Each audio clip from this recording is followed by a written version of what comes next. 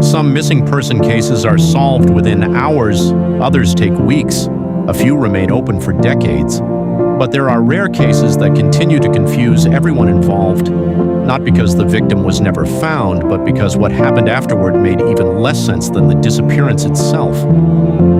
This is one of those cases. On the afternoon of October 14, 2008, 8-year-old Emma Carter vanished on her way home from school in the quiet village of Blackwood. Nearly 200 volunteers searched for her. Police officers, forest rangers, rescue teams, and helicopters combed through the woods for 6 days. Then, without warning, Emma walked out of the forest on her own. She had no serious injuries. She wasn't weak. She wasn't frightened. And according to the doctors who examined her, she showed no signs of surviving 6 days alone in the wilderness. When investigators asked where she had been, Emma answered without hesitation. She said she had spent those 6 days in a small wooden cabin. The problem was simple. There had never been a cabin in Blackwood Forest, or at least, no one had ever found one. Blackwood was the kind of village where everyone knew everyone else. Children rode their bicycles through quiet streets without their parents worrying. Neighbors borrowed sugar without knocking. People left their front doors unlocked during the day because there had never been a reason not to trust one another.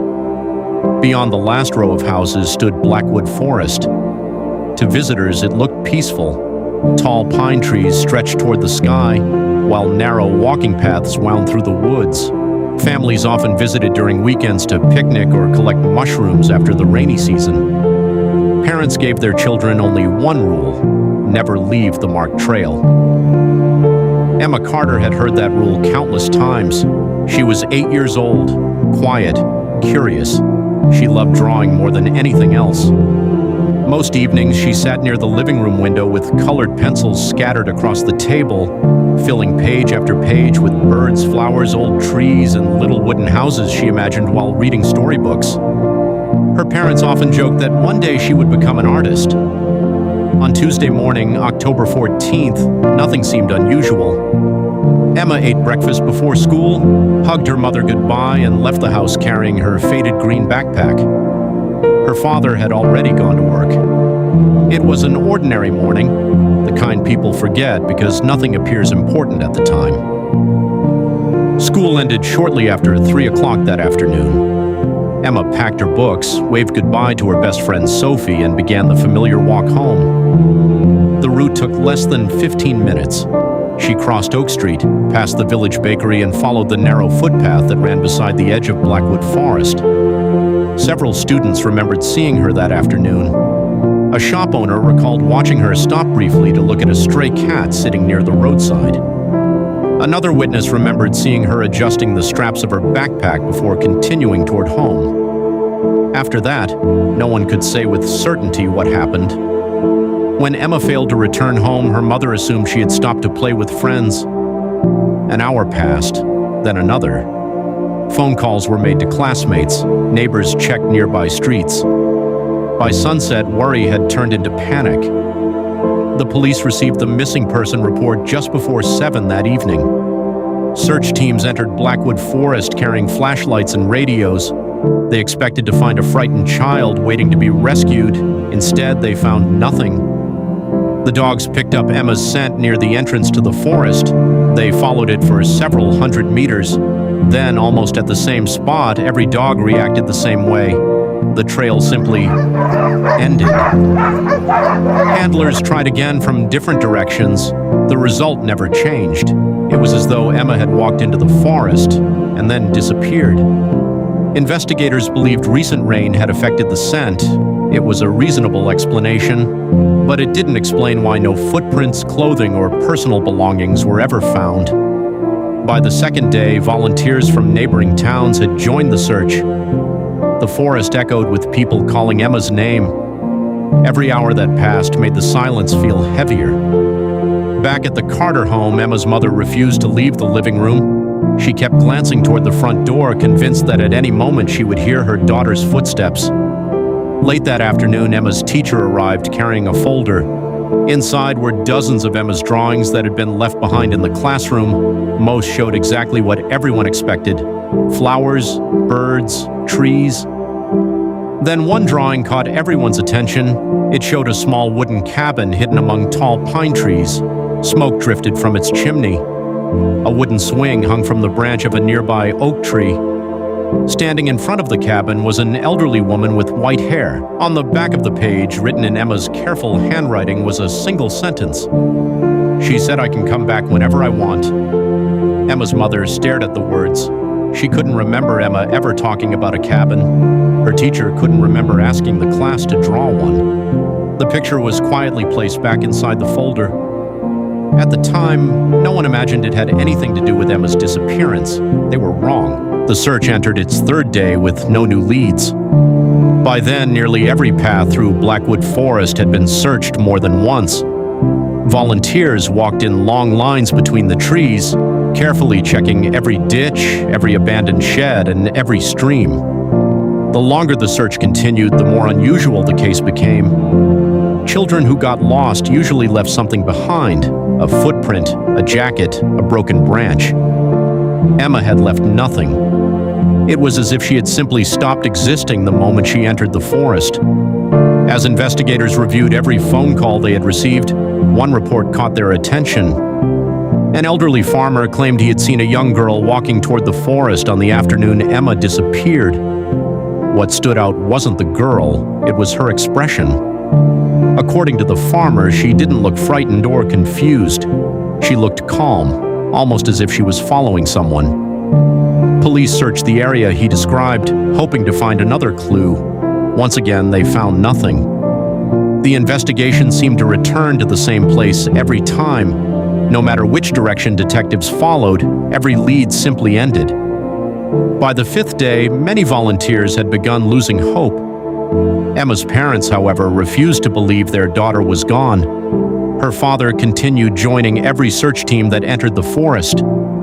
Her mother waited by the front window for hours, unable to convince herself to close the curtains. Then, early on the sixth morning, everything changed. A delivery driver traveling along the northern road noticed a little girl walking out of the trees. She was carrying a faded green backpack. At first, he slowed down because he thought she might need a ride. Then he recognized her face. It was Emma Carter. The driver immediately contacted the police. Within minutes, officers and paramedics arrived. Everyone expected to find a terrified child struggling to survive. Instead, they found a little girl who appeared surprisingly calm. She smiled when she saw her parents. She hugged them tightly. But there was something that caught everyone's attention. Emma wasn't asking what had happened. She wasn't crying. She wasn't asking why so many people were there. It was almost as though 6 days had passed differently for her than they had for everyone else. Doctors examined her that afternoon. They found only a few small scratches on her hands. She wasn't dehydrated. She wasn't severely hungry. She wasn't suffering from exposure to cold weather. Nothing about her condition suggested she had spent nearly a week alone inside a forest. That was the first mystery. The second came only a few hours later. During her interview with investigators, Emma answered every question calmly. She remembered leaving school. She remembered walking toward the forest. And then she described something no one expected. She said she had stayed in a small wooden cabin. According to Emma, an elderly woman had found her before it became dark. The woman gave her warm soup every evening. She had prepared a small bed for her to sleep in. She even read stories before bedtime. Emma described the inside of the cabin in remarkable detail. A wooden rocking chair beside the fireplace, blue curtains hanging over the windows, a clock that ticked loudly every night, a shelf filled with old books. To Emma, it was simply the place where she had spent the last 6 days. Investigators unfolded a detailed map of Blackwood Forest and asked her to point to where the cabin stood.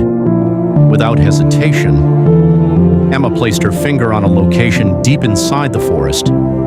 Police immediately organized another search. This time, they weren't looking for Emma. They were looking for the cabin. By sunset, search teams had reached the exact location Emma had identified. The coordinates matched perfectly. They searched every direction. Nothing. No cabin, no chimney, no foundation. No signs that any building had ever stood there. The area contained only trees, yet Emma continued insisting she had never been anywhere else. The more detectives questioned her, the less her story changed, and that was beginning to worry them. Because children who invent stories usually forget details, Emma never did. The search team reached the location Emma had pointed to before sunset. For nearly 4 hours, officers searched every direction. They measured the area, examined the ground, and even checked beneath thick patches of brush. There was no cabin, no chimney, no broken foundation, no signs that anyone had lived there. The only thing surrounding them was forest. Detectives assumed Emma had become confused after spending several days alone, but that explanation became harder to believe with every interview. Whenever they asked Emma about the cabin, her answers never changed. She described the same wooden table, the same blue curtains, the same fireplace, the same rocking chair beside the window. Every interview matched the one before it. Weeks passed. Emma returned to school. Life in Blackwood slowly began returning to normal. Then her teacher noticed something unusual.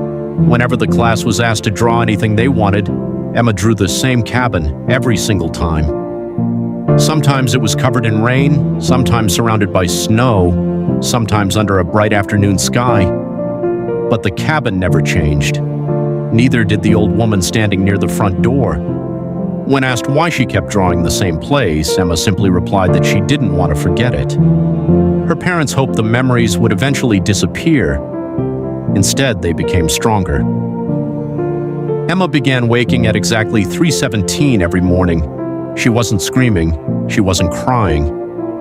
She would quietly walk to the living room window and stare outside for several minutes before returning to bed. When her mother finally asked what she was looking for, Emma answered with complete confidence. She said she was waiting for the porch light. Her parents were confused. Their house didn't have a porch light. A child psychologist spent several weeks speaking with Emma. After multiple sessions, the psychologist reached a surprising conclusion. Emma wasn't showing signs of creating an imaginary story. She genuinely believed everything she remembered had happened. To her, the cabin was real, the old woman was real, and the 6 days she spent there felt no different from spending time with a relative. Detectives continued reviewing old files, hoping another case might explain what Emma couldn't. One report immediately caught their attention. Nearly 20 years earlier, a 9-year-old boy had disappeared during a family picnic in a forest less than 50 kilometers away. He was found 2 days later, healthy, calm, unable to explain where he had been. Buried inside the original interview notes was a sentence investigators had ignored at the time. "A kind old lady told me not to worry because my family would find me soon." Detective Alan Pierce requested the complete case file. As he compared both investigations, more similarities appeared. Both children described an elderly woman, both mentioned a fireplace, both remembered eating warm soup. Neither child could explain how they returned home. Neither child had suffered the physical effects expected after days alone outdoors. It was the first time anyone considered the possibility that Emma's case wasn't unique. Then another discovery changed everything. While searching through archived evidence, detectives found the old photograph recovered from the disposable camera. They enlarged it using newer imaging software.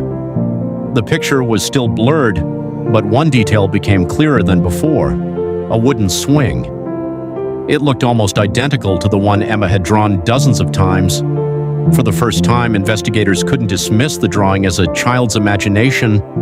Somewhere, someone had photographed something remarkably similar. Whether it was the same cabin, no one could prove. But for Detective Pierce, the case had become much bigger than one missing child. He decided to reopen several forgotten disappearances connected to Blackwood Forest. He believed the answer wasn't hidden in the woods, it was hidden in the past. Alan Pierce spent the next several weeks reopening files that hadn't been touched in decades. Most of them had nothing in common.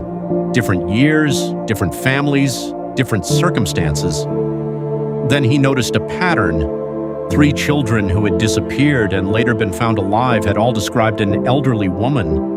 None of them knew her name. All of them remembered being given warm soup. and every one of them mentioned staying inside a small wooden cabin. The interviews had been conducted years apart by different investigators, yet the details were almost identical. The reports had never been connected because they came from different counties until now. Determined to find an explanation, Pierce gathered a small team and returned to Blackwood Forest. This time they brought survey equipment, historical maps, and aerial photographs dating back more than 50 years. For 3 days, they searched the exact area Emma had identified. Nothing. No cabin, no ruins, no chimney stones, no signs that a building had ever stood there. Just before leaving, one of the officers noticed something unusual. Carved into the trunk of an old oak tree were 2 initials and a date. DM, 1989. The initials matched Daniel Morris, the boy whose case Pierce had reopened. Investigators contacted Daniel and asked if he recognized the carving. He did. Daniel said he had carved his initials into a tree while waiting outside the cabin. That answer created another problem. The tree was real, the carving was real, but there had never been a cabin nearby. Months passed. The investigation reached another dead end. With no physical evidence to support Emma's story, the case was officially classified as unresolved. Life slowly moved on. Emma grew older, finished school, and left Blackwood. She avoided interviews and rarely spoke about the case, but whenever someone asked what had happened during those 6 days, her answer never changed. She had stayed in a cabin. An elderly woman had cared for her, and she had never felt afraid.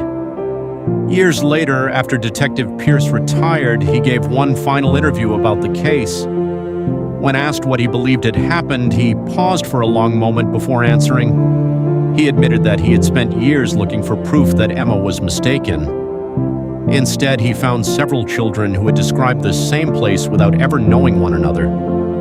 He said the evidence never proved the cabin existed, but it never proved it didn't. Then he shared one detail that had never appeared in any official report. A week after the investigation ended, Emma's mother mailed him one of Emma's drawings. She said she had found it tucked inside a storybook while packing to move. It was another picture of the cabin. But this drawing was different. There was no old woman standing outside. The front door was open. And in one of the upstairs windows, someone appeared to be looking out. The face had been drawn with only a few pencil strokes, making it impossible to identify. At the bottom of the page, Emma had written one final sentence. She waved goodbye because it wasn't my turn anymore. Detective Pierce kept the drawing for the rest of his life. He never found an explanation for it. Today, Blackwood Forest still welcomes hikers, campers, and photographers. Most people walk its trails without experiencing anything unusual. Few of them know the story of Emma Carter. Fewer still know that the exact location she pointed to remains an empty clearing. No cabin has ever been discovered there. No records show that anyone ever lived in that part of the forest. And yet, every few years, another child claims to have seen a small wooden house somewhere between the trees. By the time adults search for it, it's gone. Whether those stories are the result of imagination, coincidence, or something that has never been understood remains unanswered. But one fact has never changed. Emma Carter never took back her story, not once. Not after weeks of questioning, not after years of growing up, not even as an adult. She always insisted on the same simple truth. For 6 days, she was never alone.